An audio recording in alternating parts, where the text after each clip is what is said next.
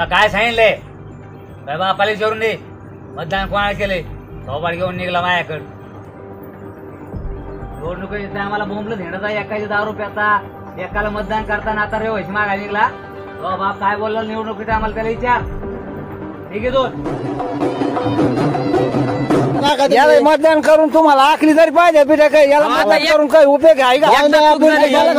मतदान करून पुढच्या 55 त्यांना ते सारे जन्म गेले तुमचे याच्यातच जन्म गेले अरे तुमच्या घरात खुर्च्या आहेत का? ही फुटकी खुर्ची टाकली का साहेब मला? आमचा तसंच व्यवसाय व्यवसाय जीवन हे रानातल्या गाच म्हणायला आखलीच नाही राव. काय यांचे काय होणं बांधणंच असतात का अभि?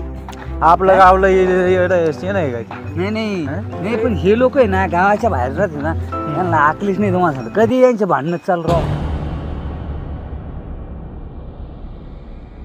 तू माझ्या बाशीचा मुलगा आहेस म्हणून मी तुला समजून सांगतो. मी सारं गाव नीट केलेलं आहे. तू माझ्यामुळे झाट आहेस. आपण मला नाही जाऊन द्यायचा माझा प्रश्न आहे तो. अरे उद्धव एक आंड आपल्याला आड पडतंय. कोण आहे ते? अरे ते बरेच द्या काय करू तुम्ही सांगा हाणू का त्याला? एक रस्ता होता तो रस्त्याला आडा पडतोय.